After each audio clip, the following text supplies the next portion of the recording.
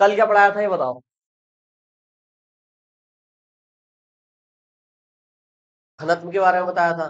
कैसा घनत्व? हाँ, कल मैंने आपको पढ़ाया था, देखो कल का थोड़ा सा रिवीजन करो। थोड़ा सा रिवीजन कर लेते हैं कल का। कल मैंने आपको पढ़ाया था कंटिन्यूअस चार्ज डिस्ट्रीब्यूशन। कंटिन्यूअस क्या? Charge distribution. मतलब चार्ज का डिस्ट्रीब्यूशन बताया था कि किसी बॉडी पर जो चार्ज है वो कैसे आता है। कैसे आता है ये तो फर्स्ट लेक्चर में ही बता दिया था। कैसे कैसे बंटता है ये बताया था, है ना। तो देखो चार्ज वायर पे भी हो सकता है। तो वायर पे जब चार्ज होगा तो उस चार्ज को क्या बोला जाता है? कैसा डिस्ट्रीब्यूशन है चार्ज का? लीनियर है। एक लाइन में है डिस्ट्रीब्यूशन चार्ज, तो उसको कहते हैं लीनियर चार्ज डिस्ट्रीब्यूशन। और उस समय जो डेंसिटी निकालते हैं हम, उसको कहते हैं लीनियर चार्ज डेंसिटी, रेखीय आवेश घनत्व। ठीक है, यही था। तो फर्स्ट डिस्ट्रीब्यूशन मैंने यही बताया था आपको। ऐसे करके वायर है और इसमें चार्ज है। चार्ज पॉजिटिव निगेटिव दो टाइप का हो सकता है, ठीक है। तो अब ये जो चार्ज है ये कैसा है? लाइन के अलोंग है, तो यहां पर लीनियर चार्ज डिस्ट्रीब्यूशन है। तो लीनियर चार्ज डेंसिटी का फॉर्मूला लगेगा। क्या है फॉर्मूला? सुना जल्दी। सिंबल क्या था? सिंबल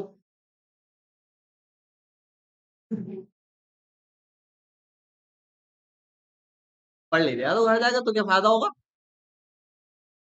हाँ भाई बताओ। सिंबल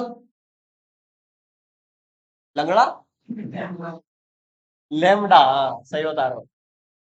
लेमडा, इसको बोलते हैं लेमडा। देखो ये ग्रीक वर्ड होते हैं, ग्रीक। ग्रीक समझते हो? ग्रीक एक देश है जहां का सुकरात था। सुकरात को जानते हो? ग्रीक, ग्रीक जैसे अमेरिका देश है, ऐसे ग्रीक एक देश है। ग्रीस बोलते हैं हिंदी में, ग्रीस। तो वहां के लोग फिजिक्स में ज्यादा डेवलप हो गए थे बहुत पहले से ही। तो ये सब वहां से ही आया है। तो जो लेमडा है ना, ये उन्हीं का सिंबल है। जैसे हमारे यहाँ ए बी सी डी चलती है, उनके यहाँ ये चलते हैं alpha beta gamma lambda delta epsilon. ये सारे ग्रीक वाले सिंबल है, उन्होंने ही दिए हैं। तो अब ये हिंदी में जो बुक आ गई है, तो इसका मतलब ये थोड़ी है कि इंडियन ने बनाई है ये फिजिक्स। फिजिक्स तो बहुत पहले ही बन गई है, और अलग अलग लैंग्वेजेस में बनी है। मान लो कोई साइंटिस्ट जर्मन के है, तो वो जर्मन, उसमें जर्मन भाषा में तो फिजिक्स लिखेंगे। कोई साइंटिस्ट चाइना के है, तो वो चाइनीज भाषा में फिजिक्स लिखेंगे। लेकिन पढ़नी तो पूरी दुनिया को है, तो क्या करते हैं हम? ट्रांसलेट। जितनी भी फिजिक्स पढ़ोगे ना ट्वेल्थ की, कहीं भी कंट्रीब्यूशन इंडियन फिजिसिस्ट का नहीं है। और इंडिया में साइंटिस्ट बहुत कम ही रहे हैं। बस थोड़ा सा ऑप्टिक्स में पढ़ोगे सीवी रमन के बारे में। सीवी रमन इंडियन साइंटिस्ट थे, उन्होंने बताया था। और होमी जहांगीर भाभा और आपके एपीजे अब्दुल कलाम। बस ये दो तीन नाम है इंडियन साइंटिस्ट के, बाकी सारे साइंटिस्ट बाहर के हैं। तो फिजिक्स भी कैसी लैंग्वेज में थी? बाहर की लैंग्वेज में। तो इसीलिए आपको ये खतरनाक खतरनाक से सिंबल पढ़ने पड़ते हैं। ठीक है, तो इसको क्या बोलते हैं हम? लेमडा। तो लेमडा जो है ये क्या बताएगा? लेमडा क्या बताएगा? Linear charge density. वहीं बैठ जाओ, हाँ, काव्य के पास। हाँ अब तो बताओ क्या फॉर्मूला है। हाँ, देखो एक ही बच्चा पढ़ ले आया क्या बस? अरे यार इतने आसान आसान फॉर्मूले नहीं बता पा रहे हैं तो क्या बताओगे? ये लेंथ में चार्ज है, तो लेंथ से डिवाइड कर दो। चार्ज कितना है? क्यू। लेंथ में है तो लेंथ से डिवाइड कर दो, खत्म। Q upon L. स्मॉल ले लिया तो गलत हो गया क्या? फिक्स थोड़ी है कि कैपिटल ही लेना, कुछ भी ले लो, है ना। हाँ, सेकंड पॉइंट क्या था बताओ? चार्ज कैसे बटा होगा? ऐसे करके प्लेट पे होगा। देखो प्लेट पे यानी एरिया पे यानी सरफेस पे। तो सरफेस पे चार्ज इस तरह का, इस तरह से बटा होगा देखो। अरे ऐसे ही तो बटा होगा। सही है। तो इसकी हमें क्या निकालनी है? Surface charge density. इसको क्या बोल रहे थे? लीनियर चार्ज डेंसिटी, रेखीय आवेश घनत्व। इसको बोलते हैं पृष्ठीय आवेश घनत्व। पृष्ठ पे आवेश है। सही है। और घनत्व का मतलब क्या? ये वैल्यू क्या बता रही है बताओ? कितना चार्ज है पर मीटर में, कितना चार्ज है। मान लो इसका वो हमने सॉल्व करा और इसकी वैल्यू आई 2, तो 2 का मतलब ये है कि 2 कुलाम पर मीटर, यानी इस वायर के पर मीटर टुकड़े में 2 गुलाम का चार्ज है। ये लेमडा ये बताता है। दूसरे 1 मीटर का टुकड़ा लोगे उस पर भी कितना होगा, 2 गुलाम। तीसरा 1 मीटर का टुकड़ा लोगे उस पर भी कितना होगा, 2 गुलाम। तो इसको बोलते हैं डेंसिटी, कि चार्ज की डेंसिटी कितनी है। बात समझ में आ रही है। ऐसे ही सरफेस पे आ गया अब चार्ज, तो सरफेस में क्या होता है, लेंथ थोड़ी होती है, क्या होता है, एरिया। तो किससे डिवाइड करनी पड़ेगी, एरिया से, ए से। तो Q अपॉन ए, Q चार्ज यानी कितना है, और अपॉन में क्या, इसको क्या बोलते हैं हम, अरे इसका सिंबल बताओ क्या था। अब लेमडा नहीं होगा, अब चेंज हो जाएगा, सिग्मा। ये पृष्ठीय आवेश घनत्व, पृष्ठ पे आवेश है। थर्ड एक और था लास्ट, वो क्या था बताओ। भाई लाइन पे आ गया, सरफेस पे आ गया, अब कहां बचा, पूरे वॉल्यूम में चार्ज हो, अंदर बाहर सब जगह, 3D में, तो उसको क्या बोलेंगे, वॉल्यूम चार्ज डेंसिटी। तो मैंने ऐसे करके एक डायग्राम भी बनाया था, ये देखो ऐसे करके एक क्यूब है, इसको पूरे में क्या, अंदर बाहर हर जगह क्या है, हर जगह क्या है, चार्ज। क्या है, चार्ज है।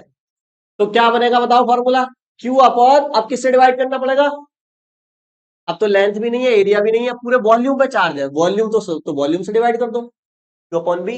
इसको क्या बोलते हैं, मैं क्यों रो, अच्छा रो, रो। ये देखो ये सिंबल पी की तरह है, इसको बोलते हैं रो। क्या बोलते हैं, रो। तो आप ध्यान सुनना, कहीं भी आ जाए लेमडा, मतलब लीनियर चार्ज डेंसिटी, चार्ज जो है वो लाइन पर है। कहीं आ जाए सिग्मा, मतलब सरफेस चार्ज डेंसिटी, चार्ज कहाँ है, सरफेस पर। कहीं आ जाए रो, मतलब वॉल्यूम चार्ज डेंसिटी, चार्ज कहाँ पर है, वॉल्यूम पर।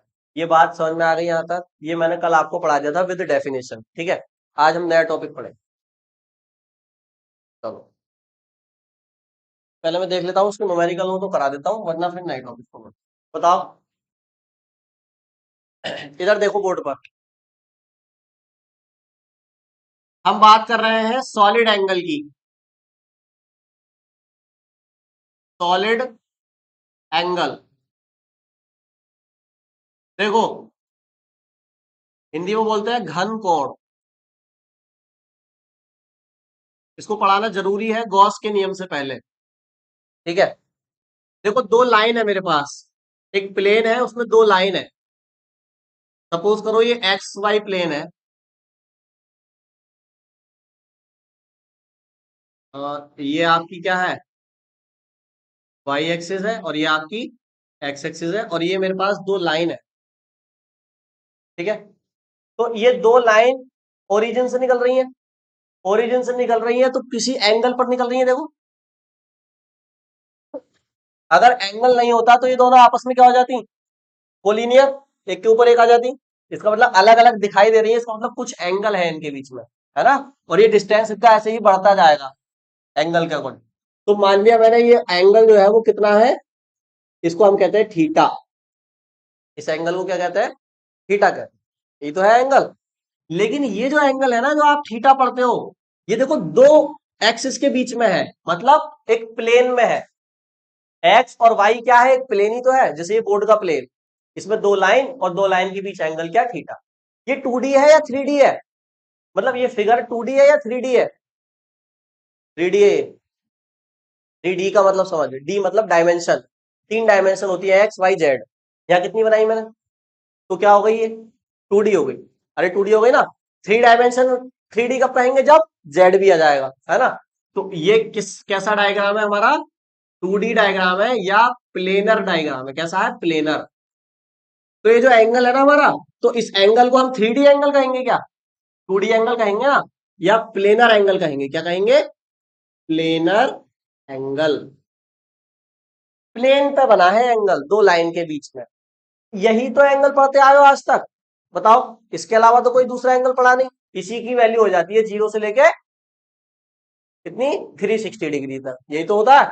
मान लो सर्कल है मेरे पास, अब एक डेफिनेशन भी पड़ी होगी इस एंगल की, सर्कल तो पिचक गया ये है, इसको थोड़ा सा सही बना दो। मान लो ये सर्कल है, ये क्या है भैया, सर्कल है, ये इसका क्या है, सेंटर है। यहां से मान लो एक पार्टिकल मूव करा, अरे पार्टिकल छोड़ो, चलो मान लो एक लाइन ये है, एक लाइन ये है, इन दोनों लाइन के बीच कुछ एंगल बनेगा नहीं बनेगा, तो ये एंगल भी क्या होगा, थीटा ही होगा। अरे होगा। अब बताओ ये लाइन और ये लाइन, इस लाइन को हम बोलते क्या है, रेडियस।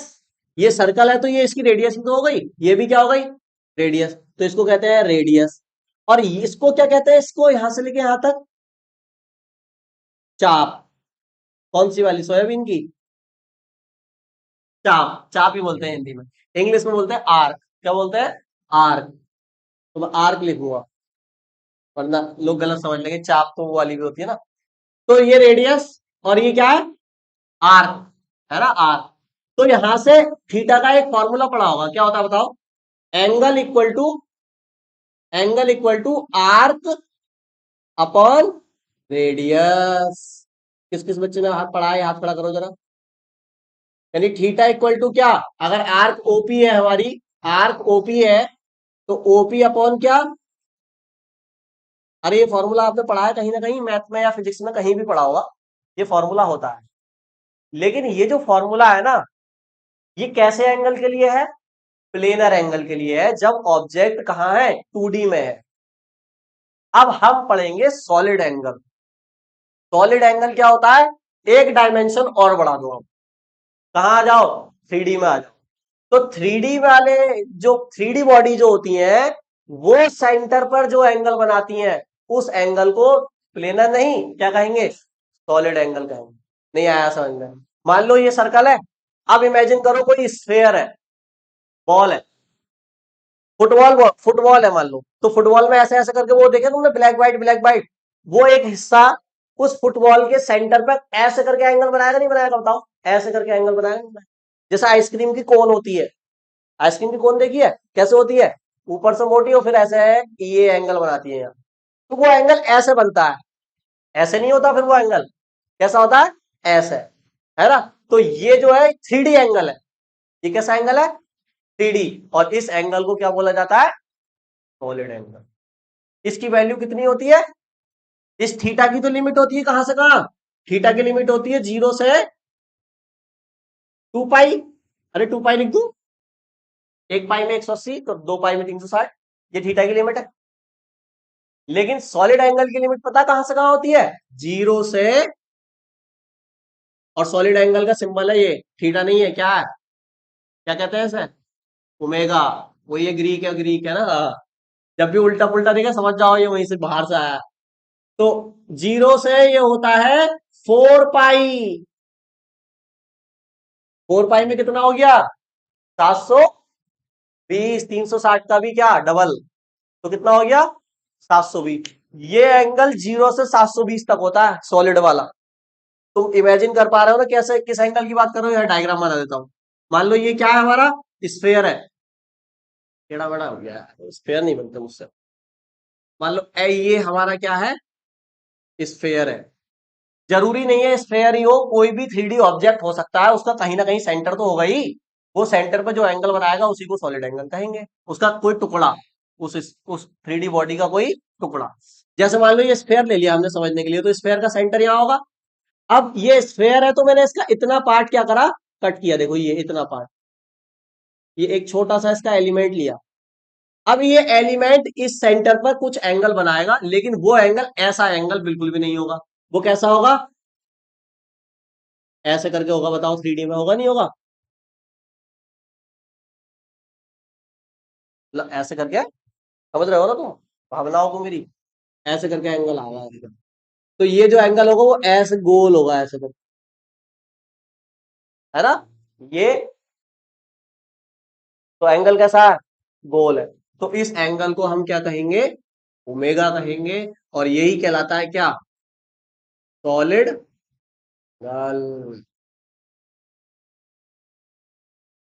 तो फिजिक्स में इस एंगल की जरूरत है, अभी इस एंगल की जरूरत हमको नहीं है। डायग्राम बनाओ फिर इसकी डेफिनेशन लिखूंगा, इसकी सॉलिड एंगल की डेफिनेशन लिखो।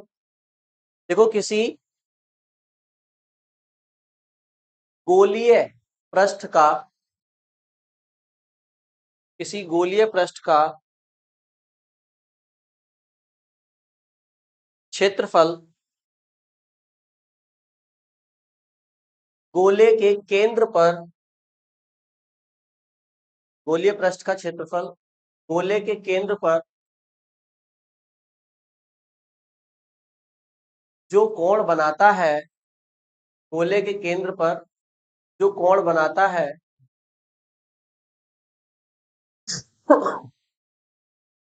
गोले के केंद्र पर जो कोण बनाता है उसे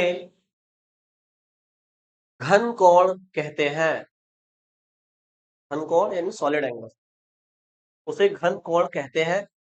इसे ओमेगा से प्रदर्शित करते हैं, इसे ओमेगा से प्रदर्शित करते हैं। ठीक है, देखो, the angle subtended bye, English में लिखना है, हिंदी में नहीं, हिंदी वालों को नहीं लिखना। The angle subtended by an spherical surface, an spherical surface on the center of the sphere, on the center of the sphere is called solid angle, is called solid angle and it is represented by omega। अब इधर देखेंगे board पर, and it is represented by omega, omega. तो ये angle की unit क्या होती है? हेलो, एंगल को किस में नापते हैं? क्या किसमें है? आर्क तो सेंटीमीटर, रेडियस भी सेंटीमीटर, सेंटीमीटर सेंटीमीटर कट, खत्म। क्या है यूनिट एंगल की? यूनिट लेस है, लेकिन यूनिट होती है इसकी। क्या होती है? यार मैथ नहीं पढ़ते इसका मतलब तुम। देखो, मैथ अगर ढंग से नहीं पढ़ोगे तो फिजिक्स ढंग से समझ में नहीं आती है, मुझे फिर मेहनत करनी पड़ती है। देखो, वैसे तो अगर एमकेएस सिस्टम में देखा जाए तो थीटा की कोई यूनिट नहीं होगी, क्योंकि देखो फॉर्मूला क्या बता रहा है, आर्क अपॉन रेडियस। तो आर्क तो ये एक डिस्टेंस ही तो है आर्क, और रेडियस भी डिस्टेंस ही है। तो अगर इसकी यूनिट देखोगे तुम मीटर सेंटीमीटर जो भी लोगे, इसकी भी मीटर सेंटीमीटर जो भी लोगे, उसको कट हो जाएगा, कट हो जाएगा तो यूनिट तो है ही नहीं। लेकिन इसकी यूनिट मैथमेटिक्स में हम क्या मानते हैं? रेडियन। क्या मानते हैं? रेडियन। पढ़ा है आगे याद? रेडियन एंगल, पाई/3, पाई/6, पाई/4, ये सब रेडियन ही तो है। और रेडियन को डिग्री में भी बदल देते हो आप, 180 से डिवाइड कर दो तो रेडियन डिग्री में बदल जाता है, मल्टीप्लाई कर दो तो, है ना? अरे समझ गए, वो सब छोटी क्लास का है। तो थीटा की यूनिट होती है रेडियन। अगर आपसे कहा जाए एक रेडियन बताओ क्या होता है, एक रेडियन किसके बराबर होगा? तो एक रेडियन पता है कब होगा? जब ये जो आर्क है ना और ये जो रेडियस है, ये दोनों आपस में बराबर आ जाएंगे, तो थीटा की वैल्यू क्या आ जाएगी? 1। उस 1 को हम क्या बोलेंगे? एक रेडियन। तो एक रेडियन बराबर होगा व्हेन आर्क एंड रेडियस क्या हो जाए बताओ? R equal. जब आर्क और रेडियस इक्वल हो जाएगी तो दोनों कट हो जाएंगे, और जब दोनों कट हो जाएंगे तो वैल्यू आएगी 1, और उसी को हम क्या बोलते हैं? 1 रेडियन। बात समझ में आ गई? अब इधर आ जाओ भैया, सॉलिड एंगल का क्या होगा? सॉलिड एंगल की यूनिट बताओ जरा। तो सॉलिड एंगल की यूनिट होगी स्टेरेडियन। क्या होगी? स्टे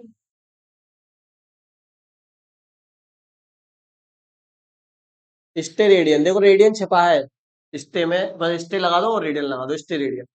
अब एक स्टेरेडियन किसके बराबर होगा? जैसे वहां एक रेडियन किसके बराबर है, तो एक स्टेरेडियन। तो पहले ओमेगा का फॉर्मूला तो देख लेते हैं हम। जैसे आपने थीटा का फॉर्मूला बना रखा है, आर्क अपॉन रेडियस, ऐसे यहां भी तो बनाओ फॉर्मूला। तो देखो, ये सेंटर है और ये जो डिस्टेंस है उसको रेडियस कह रहे हैं हम। ये सारी डिस्टेंस क्या होंगी? आर होंगी, रेडियस होंगी। और ये रेडियस जो है, ये यहां पर क्या बना रही है? एक एंगल, सॉरी एंगल कह रहा हूं, एरिया, है ना? मान लो इस एरिया को हम क्या कह दें? डी ए कहो भाई। भाई स्मॉल एलिमेंट लिया ना आपने, तो डी ए कहो, डी कहना ज्यादा सही रहेगा। ऐसे ये एंगल जो बनेगा उसको भी क्या कहेंगे हम? D omega. डी मतलब स्मॉल, घबराना नहीं होता डी का नाम सुन के। डी मतलब क्या? स्मॉल। जब स्मॉल एलिमेंट एरिया एलिमेंट लिया है तो स्मॉल ही तो एंगल बनेगा। ओमेगा जब कहोगे जब पूरे स्फेयर की बात करोगे कि पूरा स्फेयर कितना एंगल बना रहा है सेंटर पे, तो वो 4 पाई के बराबर होगा, तो ओमेगा कहोगे। ध्यान रखना जब भी मैं कहूंगा ओमेगा, तो ओमेगा की वैल्यू फिर 4 पाई है, याद रखो। वरना अगर 4 पाई से कम है तो फिर वो डी ओमेगा ही चलेगा हर जगह। बात समझ में आ रही है? छोटा ओमेगा से छोटा डी ओमेगा। अब फॉर्मूला क्या बनेगा? यहां देखो, यहां क्या फॉर्मूला बना रहे थे, यहां बन रही थी आर्क और डिवाइड कर रहे थे रेडियस से, आर्क अपॉन रेडियस। लेकिन यहां तो एरिया है ना, तो एरिया को डिवाइड करना पड़ेगा किससे? रेडियस से नहीं, रेडियस के स्क्वायर से, क्योंकि एरिया आ गया ना। सिंगल थी पहले रेडियस अकेली, तो उससे आर्क भी क्या है? सिंगल है। भाई आर्क को किस में नापते हो आप? मीटर में। रेडियस को किस में नापते हो? मीटर में। दोनों मीटर मीटर है। लेकिन एरिया को किस में नापते हो? मीटर। तो रेडियस अगर एक लोगे तो ये तो मीटर ही रह जाएगी, तो इसको मीटर स्क्वायर करने के लिए आर का क्या लेना पड़ेगा? स्क्वायर। तो ओमेगा का यानी डी ओमेगा का जो फॉर्मूला बनेगा वो क्या बनेगा बताओ? डी ए यानी एरिया अपॉन में क्या? आर। ये फॉर्मूला होगा हमारा। अब एक स्टेरेडियन की डेफिनेशन क्या बनेगी? यहां से क्या बनी थी एक रेडियन की? जब आर्क और रेडियस सेम हो जाएंगे तो जो वैल्यू आएगी वो एक रेडियन होगी। यहां जब जो एरिया है वो किसके बराबर हो जाएगा? ये डीए किसके बराबर हो जाएगा? आर स्क्वायर के बराबर हो जाएगा, तो दोनों कट हो जाएंगे, तो जो वैल्यू आएगी वो एक स्टेरेडियन होगी। बात समझ में आ गई? तो एक स्टेरेडियन क्या होगा? एक स्टेरेडियन, ये डेफिनेशन पूछ लेता है एग्जाम में डायरेक्ट एक स्टेरेडियन की, तो क्या होगा देखो, मैं पहले यहां लिख रहा हूं फिर बुक कॉपी में लिखवाऊंगा। तो एक स्टेरेडियन किसके बराबर होगा? When dA is equal to r square. जब डीए आर स्क्वायर के बराबर हो जाएगा, या ऐसे कह दो कि डीए और आर स्क्वायर दोनों क्या हो जाएंगे? बराबर हो जाएंगे, तब जो वैल्यू आएगी डी ओमेगा की, उसको क्या कहेंगे? एक स्टेरेडियन। ठीक है, नोट करो फॉर्मूला। ये जो बात पढ़ाता हूँ साइड में उसको नोट पॉइंट में भी लिखा करो, इसको भी लिखा करो। ये जो मैं पढ़ाता हूँ इधर इधर लिख दिया करो नोट पॉइंट, और ये वाला पार्ट उधर नोट करा करो साइड में, जो मेन टॉपिक है वो इधर नोट करा करो। देखो यहाँ पे एक बात नोटिस करिए आपने, देखो मैंने नोटिस किया अभी इस बात को। क्या? ये जो आर स्क्वायर और ये जो डीए है ना, आपस में रिलेटेड है। देखो चेक करो, इनमें रिलेशन है आर स्क्वायर में और डीए में। क्या रिलेशन है बताओ? देखो, अगर इस आर को या आर स्क्वायर, यहाँ आर स्क्वायर मानो अब, है ना, आर मत मानो, मतलब सब आर को कंट्रीब्यूट करो अब। ये आर है, मतलब ये जो आइसक्रीम की कोन है ना ये, तो ये आर स्क्वायर है, ये वाली चीज है ना, और ये आपका क्या है? डीए है। ठीक है, तो ध्यान से देखो जरा, अगर आर स्क्वायर की वैल्यू को कम करा जाए, आर स्क्वायर की वैल्यू को कम करा जाए, तो ये जो एरिया है डीए वो क्या हो जाएगा बताओ? छोटा हो जाएगा नहीं हो जाएगा? हो जाएगा नहीं हो जाएगा? और अगर आर स्क्वायर की वैल्यू को बढ़ाया जाए, तो ये जो डीए है वो क्या हो जाएगा बताओ? बड़ा हो जाएगा नहीं हो जाएगा? अरे हो जाएगा नहीं हो जाएगा? हो जाएगा। यानी जो डीए है वो डायरेक्टली प्रोपोर्शनल है किसके? आर स्क्वायर के। और अगर देखो इधर देखो भैया, है बहुत बढ़िया बात पता चल गई। तो डी ए, अगर ये प्रोपोर्शनल का साइन हटता तो क्या आता? जल्दी बोलो जल्दी बोलो। कांस्टेंट। तो डी ए कांस्टेंट इनटू क्या? R square. आर स्क्वायर को नीचे ले आओ, तो d A upon are square की वैल्यू क्या रहती है? हमेशा कांस्टेंट रहती है, और इस कांस्टेंट को ही तो हम क्या कहते हैं? ओमेगा। यानी ओमेगा जो होता है वो कांस्टेंट वैल्यू है एक एरिया के लिए। अगर आपने एरिया ले लिया तो ओमेगा क्या हो गया? फिक्स हो गया, कांस्टेंट हो गया। बात समझ में आ रही है? तो ये दोनों डायरेक्टली प्रोपोर्शनल होते हैं आपस में, इस बात को भी लिखो जल्दी फटाफट।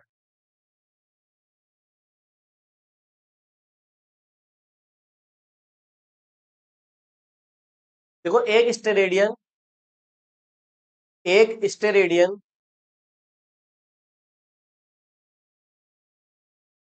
स्टेरेडियन वह घन कोण है वह घन कोण है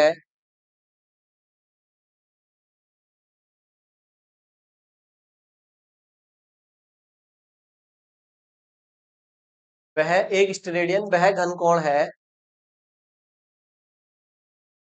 जो गोले के पृष्ठ के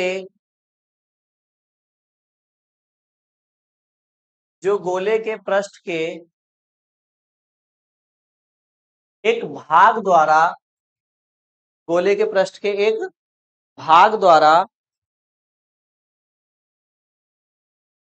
ये गोले के पृष्ठ का एक भाग ही तो है, भाग द्वारा केंद्र पर बनाया जाता है, केंद्र पर बनाया जाता है,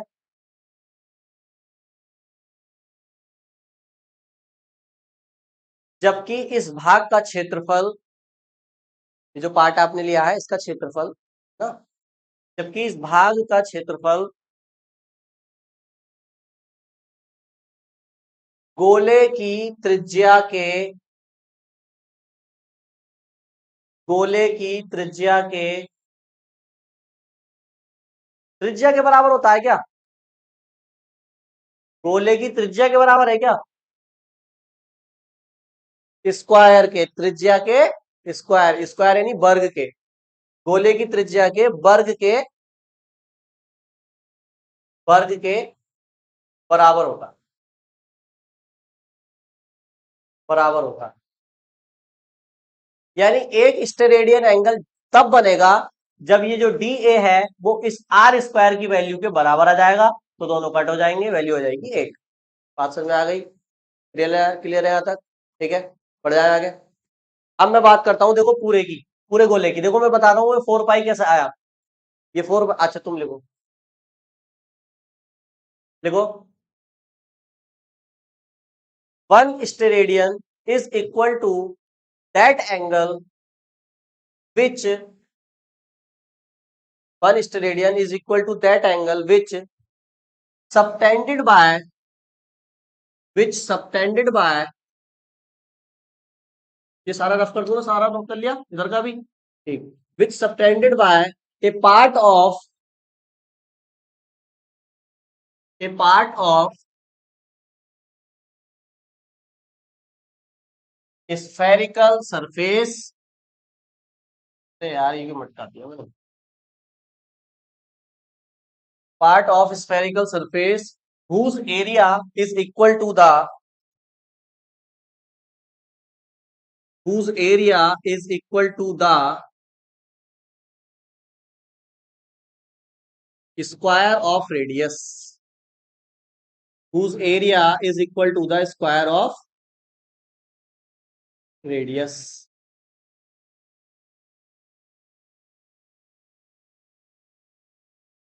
सही है भैया?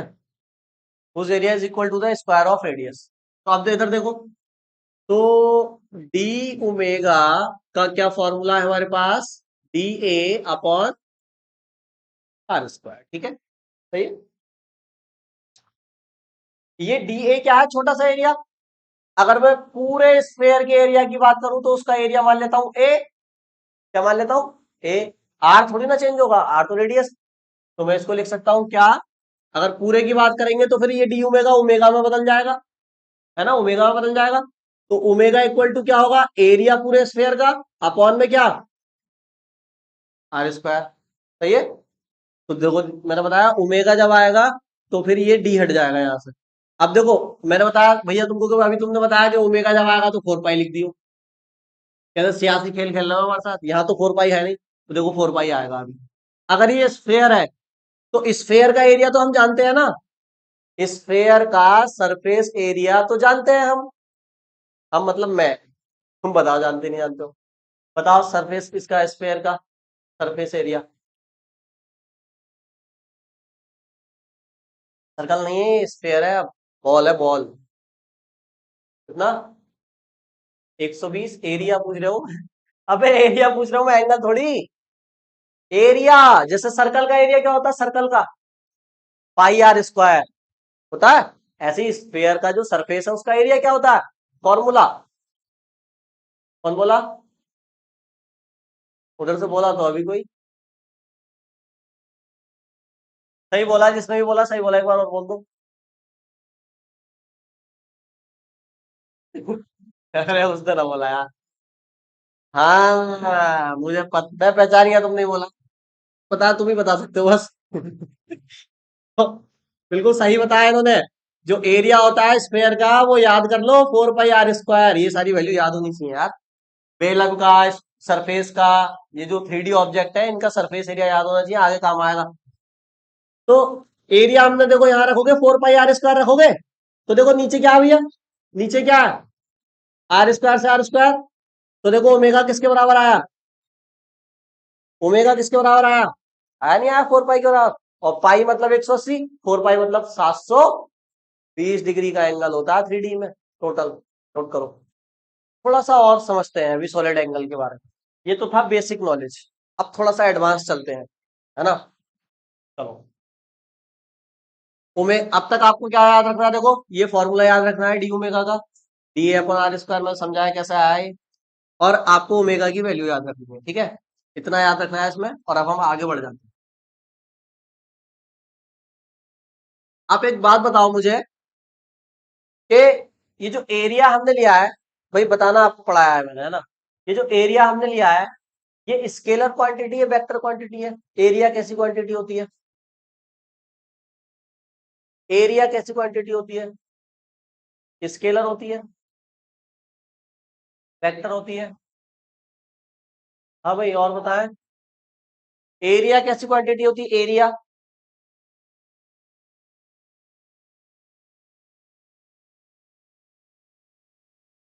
स्केलर है।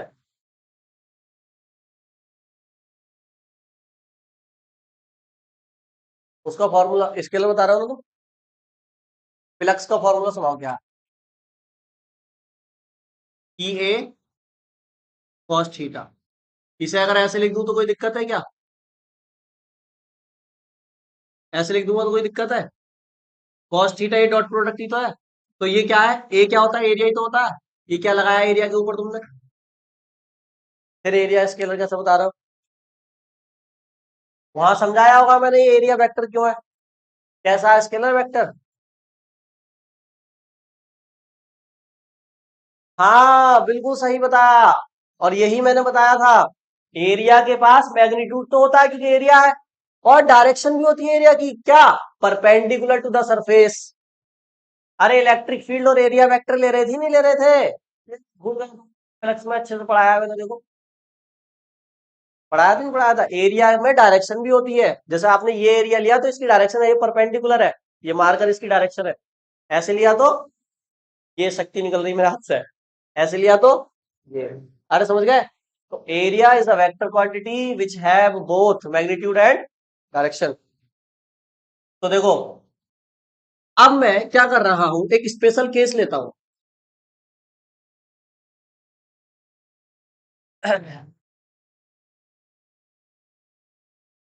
मान लो ये किसी स्फेयर का सेंटर है, और ये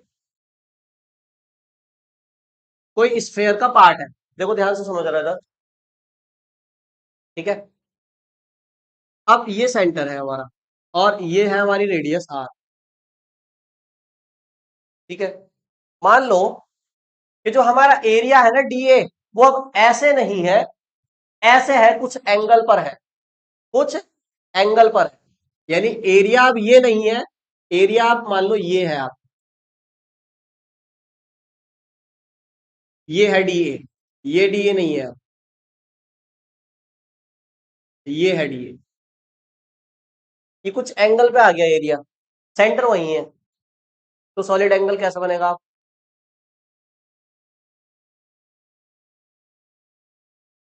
हम्म? अगर यहां से सेंटर से मैं एक रेडियस लूं ऐसे करके, ये जो वेक्टर है इसको मैं कहूं एन कैप,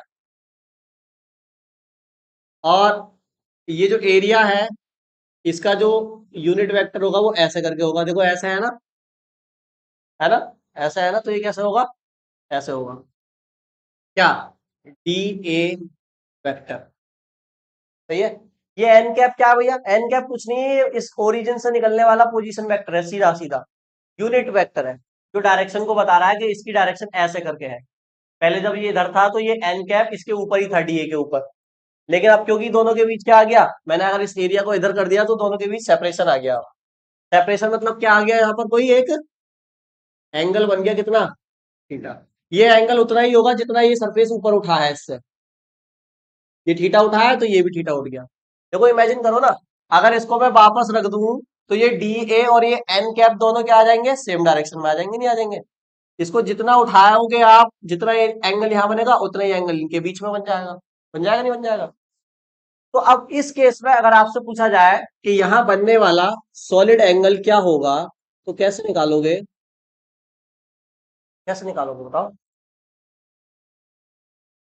तो एरिया की डायरेक्शन कुछ और है, और ये जो रेडियस थी इसकी डायरेक्शन कुछ और है, देखो ऐसे करके है ना, ये तो एन कैप। तो अब आपको क्या लेना पड़ेगा, इस एरिया का कंपोनेंट लेना पड़ेगा। ये डीए है, ऐसे समझ लो या ऐसे समझ लो, कैसे भी समझ लो। इस डीए को हम दो कंपोनेंट में ब्रेक कर सकते हैं, इस वाले डीए की बात कर ले रहे हैं, इस डीए के हम दो कंपोनेंट ब्रेक कर सकते हैं, एक थीटा की तरफ और एक सीधे वाला। कंपोनेंट ब्रेक करना सिखाया है मैंने वेक्टर में, ठीक है? तो क्या होता है, ये मान लो ये वेक्टर है थीटा पर, तो इसके दो कंपोनेंट होंगे, ये वाला क्या होगा, ए कॉस थीटा, और ये वाला क्या होगा, ए साइन थीटा। तो यहां क्या करोगे आप, अगर इस डीए की ये वाली डायरेक्शन मिल जाए तो हम निकाल सकते हैं सॉलिड एंगल। जो आप एरिया लेते हो ना यहाँ पे, एरिया जो d A upon are square आपने पढ़ा है ना, तो यहाँ पे डी ए की डायरेक्शन वही होती है जो आर स्क्वायर की होती है, दोनों सेम डायरेक्शन में होनी चाहिए। यहाँ नहीं है, यहाँ ये जो एन कैप है ये समझ लो आर स्क्वायर की डायरेक्शन है, और ये जो डी ए है ये इधर है, अलग हो गया ना। तो सेम डायरेक्शन में लाने के लिए हमें क्या करना पड़ेगा, इसका इधर वाली डायरेक्शन में जो कंपोनेंट है वो लेना पड़ेगा। तो अब डीए का इधर कौन सा कंपोनेंट आएगा बताओ, डी ए कॉस थीटा, यही तो होगा, थीटा की तरफ कॉस थीटा, और सीधा वाला क्या आता है, साइन थीटा। साइन थीटा की जरूरत है ही नहीं हमें, ठीक है? तो यानी अब इस केस में जो डी ओमेगा निकलेगा ना, वो डी ए से नहीं निकलेगा, किससे निकलेगा, डी ए कॉस, ऊपर आपको क्या लेना पड़ेगा, डी ए कॉस थीटा, और नीचे क्या करना पड़ेगा, आर स्क्वायर। तो ये वाला फॉर्मूला लगेगा सॉलिड एंगल का, जब हमारा सरफेस क्या होगा, टिल्टेड होगा, थोड़ा सा टेढ़ा होगा, सेंटर से अलग होगा, यानी आर स्क्वायर की डायरेक्शन में नहीं होगा, एंगल पे होगा।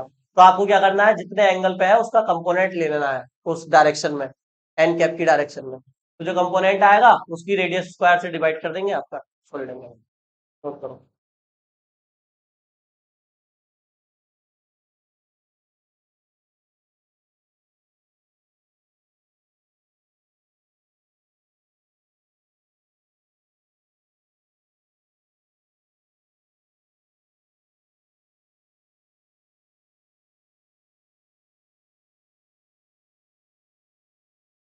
देखो अगर इस एंगल को मैं कम कर दूं, देखो ये एंगल है, तो देखो अगर इसको कम कर दूं वापस इसी पर रख दूं, यानी एन कैप और डीए वेक्टर सेम डायरेक्शन में आ जाए, तो एंगल कितना बनेगा फिर, ये एंगल कितना हो जाएगा? अरे अभी थीटा है ना, इसको ऊपर ऊपर रख दूंगा इसके, तो एंगल कितना हो जाएगा, खत्म हो जाएगा, मतलब कितना हो जाएगा, जीरो हो जाएगा ना। तो कॉस अगर जीरो कर दें हम, तो देखो यही फॉर्मूला आ रहा है ऊपर वाला, देखो कॉस जीरो कितना होता है, 1। तो डी अपॉन आर स्क्वायर यही आ जाएगा। कहने का मतलब ये है कि एन कैप, एन कैप क्या है, एन कैप कुछ नहीं है, ओरिजिन से ये जो एरिया वेक्टर है इसको मिलाने वाला एक यूनिट वेक्टर है ये, जो डायरेक्शन बता रहा है, या ऐसे कह सकते हो रेडियस की डायरेक्शन है ये। तो रेडियस और डीए वेक्टर सेम डायरेक्शन में होने चाहिए सॉलिड एंगल निकालने के लिए। अगर नहीं है तो आपको क्या लेना पड़ेगा, उसका कंपोनेंट लेना पड़ेगा, कि भाई ये तो नहीं है तो इसका कंपोनेंट तो होगा। तो हमने कंपोनेंट लिया, कंपोनेंट है सेम डायरेक्शन में, तो डी ए कॉस थीटा फिर यहाँ पर आ गया, ठीक है?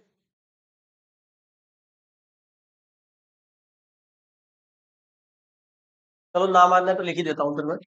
इसको एक फॉर्मूले में और लिख सकते हैं हम, कैसे लिखेंगे देखो, डी ओमेगा बराबर, कैसे ऐसे लिख दूंगा, देखना जरा, मैं लिख देता हूँ फिर आप बताना क्या लिख सकता हूँ या नहीं।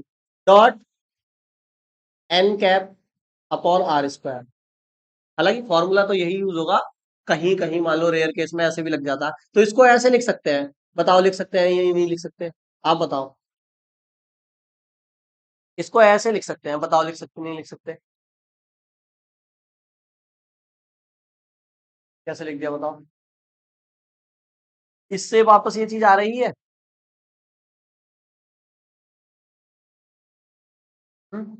आ रही है?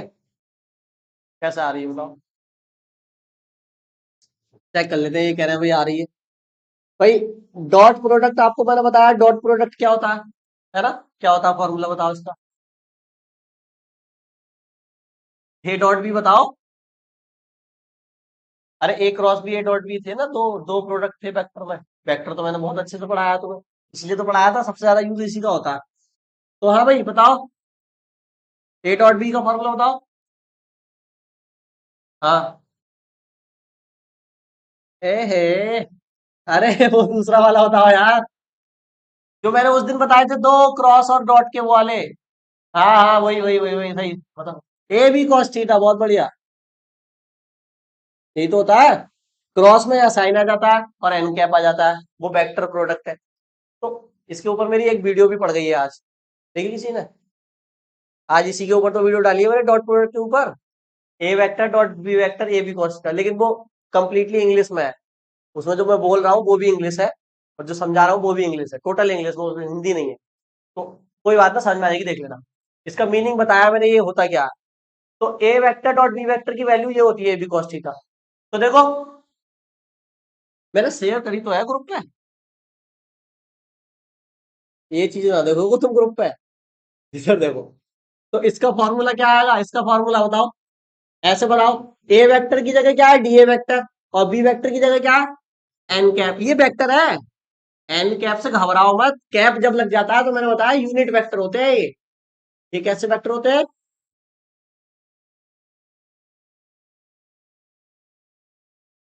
हाँ हो गई छुट्टी। ये जो कैप वाले होते हैं, क्या बोलते हैं इनको हम, यूनिट वेक्टर। क्यों बोलते हैं यूनिट वेक्टर? देखो पूरा वेक्टर है, नंबर छोटे होते हैं, ऐसे नहीं बोलेंगे नंबर छोटे होते हैं।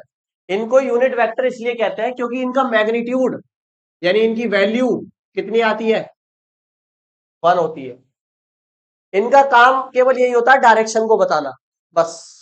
यूनिट वेक्टर हमेशा वेक्टर में क्या बताते हैं, अगर इनकी वैल्यू देखोगे तो कितनी होगी, 1 होगी।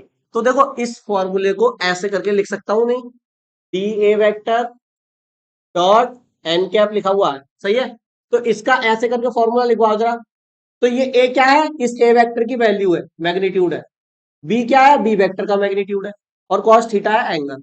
तो डी ए वेक्टर का क्या लिखूंगा, डी ए, इसका magnitude d a. N cap का मैग्नीट्यूड क्या बताया मैंने अभी, 1, इनटू में क्या, कॉस थीटा। यानी देखो मैंने लिख दिया डी ए कॉस थीटा, देखो ये आ गया ना आगे यही। तो इसका मतलब इसको मैं ऐसे करके लिख सकता हूं। बात समझ में आ रही है? और अगर तुम मेरी वीडियो देखोगे तो उसमें तुम्हें पता चलेगा कि ये मैंने कुछ नहीं किया है, ये मैंने डी ए वेक्टर का प्रोजेक्शन लिया है एन कैप पर। प्रोजेक्शन का मतलब होता है शैडो। अगर यहां से टॉर्च से लाइट मारोगे तो ये जो डी ए है, इसका ये जो कंपोनेंट आएगा वो डी ए कॉस थीटा है, यानी शैडो है इसकी ये, इसकी ये शैडो है, परछाई है। तो परछाई जिस वेक्टर पर गिरती है, उस वेक्टर का उस वेक्टर के साथ ही क्या निकलता है, डॉट निकलता है, उसी को डॉट कहते हैं। ये डॉट जो होता है, एक वेक्टर का दूसरे वेक्टर के ऊपर शैडो होता है। बात समझ में आ रही है? तो देखो जैसे आपने डीए का शैडो लिया किस पर, एन कैप पर, तो फॉर्मूला बना d a n cap cos theta. और यही क्या है दोनों का, डॉट प्रोडक्ट। इसी को डॉट प्रोडक्ट बोलो, ठीक है। वो बाकी वीडियो में देखना डिटेल में, तो नोट कर लो इस फॉर्मूले। तो आज हमने आपको क्या पढ़ाया, सॉलिड एंगल पढ़ाया, ठीक है। इसको आप पढ़कर आए, और कल हम पढ़ेंगे गॉस का नियम। 3 दिन से पढ़ रहे हैं, कल कल है कल पढ़ेंगे पक्का।